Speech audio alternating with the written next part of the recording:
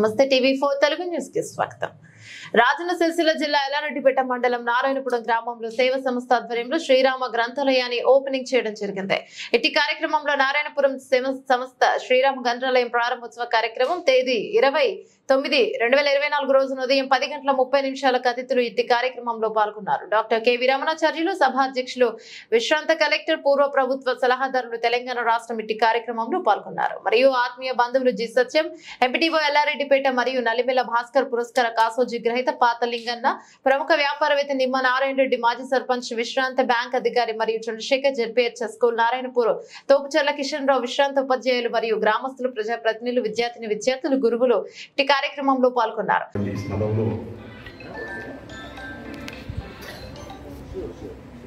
ఒక మహావృక్షం,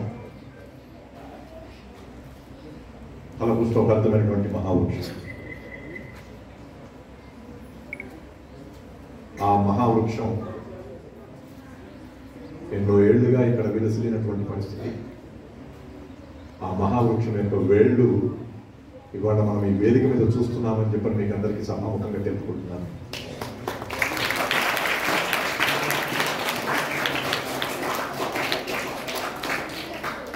ఈ కార్యక్రమంలో పెద్దలు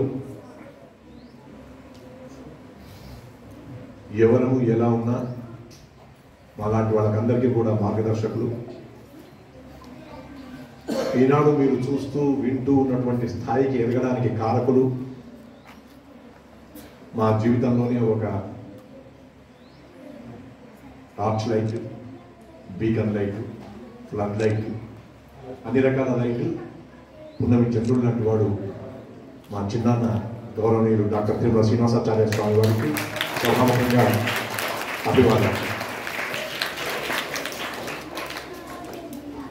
86 ఏళ్ల ప్రాయం దాటినటువంటి శ్రీనివాసాచార్య వారు నారాయణపురంలో పుట్టి పెరిగి పెద్దయ్యి ఇవాళ నేను ఒక రాష్ట్ర స్థాయి అధికారినైనా, ఒక ఐఏఎస్ ఆఫీసర్నైనా, లేక జనంలో ఏదైనా మంచి పని చేయాలనేటువంటి ఆలోచనతో ఉన్న అన్నింటికీ కూడా మాకు కావలసినటువంటి స్ఫూర్తిని అందించింది తిరుమల శ్రీనివాసాచార్య వారు.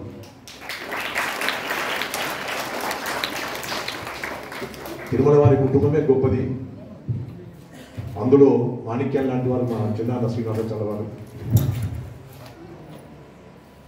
ఇవాళ ఈ వేదిక మీద కానీ ఈ స్థలంలో కానీ కూర్చొని మాట్లాడుతూ ఉంటే ఆ పక్కన వంటింట్లో భోజనం చేసింది జ్ఞాపకం వస్తుంది, ఈ ఏరియాలో నడిచింది జ్ఞాపకం వస్తుంది, ఈ ప్రాంతం అంతా తిరిగింది జ్ఞాపకం వస్తుంది. నాకే అంటే మా చిన్నాన్నకి ఎన్ని జ్ఞాపకాలు. చిన్నప్పుడు వేసవికాలం సెలవుల్లో ఇక్కడికి వచ్చి మా నాన్నమ్మతో, తాతయ్యతో, వాళ్ళందరితో పాటు ఉంటే ఆ వేసవికాలం సెలవుల్లో ఉండేటువంటి ఆ కుటుంబం యొక్క సభ్యుల యొక్క సంఖ్య మీకు చెప్తే ఇవాళ రోజుల్లో ఎవరింట్లోనన్నా అలాగా వచ్చి చుట్టాలు నెలల కొద్ది ఉంటున్నారా అనేటువంటిది మీకునే ఆలోచించుకోండి అని చెప్పడానికి ఆ సంఖ్య 48.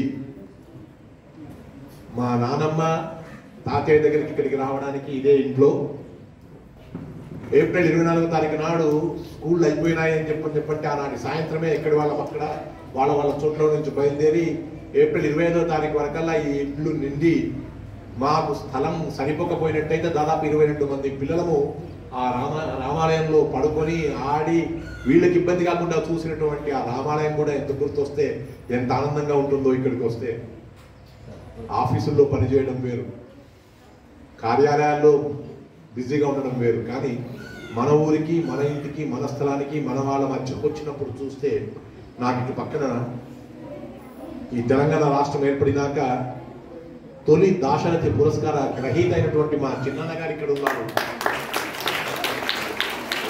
ఈ సంవత్సరం 2024 సంవత్సరానికి మన అస్తిత్వానికి ప్రతీకగా నిలిచినటువంటి, అన్యాయాన్ని ఎదిరించిన ప్రతివాడు నాకు ఆరాధ్యుడే అన్నటువంటి మహానుభావుడు కాళోజీ గారి యొక్క అవార్డును అందుకున్నటువంటి మా నలిమెల భాస్కర్ గారి ఇటు పక్కకు ఉన్నారు. మన గ్రామ అదృష్టం ఎంత గొప్పలో పెద్దల కంటే ఎక్కువగా పిల్లలకు తెలవాలని చెప్తా ఉన్నాను నేను. ఇవాళ ఈ వేదిక మీద కూర్చున్నటువంటి వాళ్ళందరూ కూడా కొన్నేళ్ల క్రితం నేనే ఒక 40 ఏళ్ల క్రితం 45 ఏళ్ల క్రితం, వారికి దాదాపు 60-70 ఏళ్ల క్రితం, భాస్కర్ గారికి ఒక 30-35 ఏళ్ల క్రితం, తక్కినటువంటి పెద్దలకందరికి కూడా కొన్నేళ్ల క్రితం మీలాగా ఇలాగే కింద కూర్చోనో లేకపోయినట్టయితే కుర్చీలలో కూర్చోనో, ఇవాళ కుర్చీలలో కూర్చొని పిల్లలు వచ్చినారు. కానీ అప్పుడు కార్పెట్లు లేవు, ఏమీ లేవు, కింద కూర్చోవడమే. కింద అంటే మీరు అనుకోవచ్చు ఈ సాబాద్ స్టోన్స్ ఉంటాయని, అవి కూడా లేని పరిస్థితుల్లో మట్టి మీద కూర్చొని ఆ టీచర్స్ని చూస్తూ ఉండి, ఆ హెడ్ మాస్టర్ను చూస్తూ ఉండి, వాళ్ళందరూ పెద్దవాళ్ళని చూస్తూ ఉండి, జిల్లాకు కలెక్టర్ వస్తూ ఉన్నట్టయితే నేను కూడా ఒక కలెక్టర్ అయితే బాగుంటుంది కదా అనుకునేటువంటి రోజుల్లో నుంచి మీరు ఆ రకంగా అనుకుని పెరగాలని, ఎదగాలని, గొప్పవాళ్ళు కావాలని చెప్పడానికే మీ ఊరికి వచ్చాం అందరం. ఇక్కడ ఈ 20వ తారీఖు నాడు ఇక్కడికి రావడానికి కారణం మీకోసం అని చెప్పండి. మీరు బాగుండాలి, మీరందరూ వృద్ధులకి రావాలని.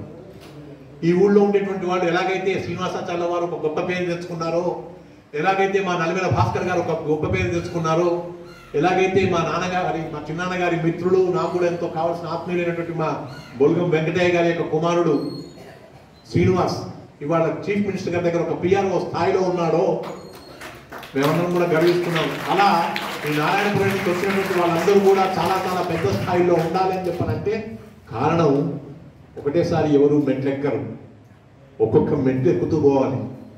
స్కూల్ చదువు చదవాలి, జూనియర్ కాలేజీ చదువు చదవాలి, కళాశాల చదువు చదవాలి, ఆ తర్వాత స్వయం సిద్ధంగా ఉండాలి. మీకు తెలుసో తెలియదో నేను కొద్దిసేపు ఎక్కువగా మాట్లాడడానికి ఇష్టపడతాను, ఎందుకంటే చాలా అవసరం వచ్చింది దానికోసం. ఈ ఇంట్లో ఉన్నప్పుడు వేసవికాలం సెలవుల్లో అందరికీ తెలుసు, వేసవికాలం సెలవుల్లోనే రిజల్ట్స్ వస్తాయి.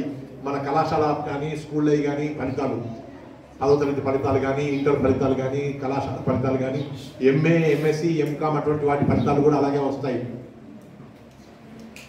మేమిక్కడ విద్యార్థి దశలో ఉండి చదువుకుంటున్నటువంటి రోజుల్లో నమ్మలకొండ నరహరస్వామి గారి యొక్క అల్లుడు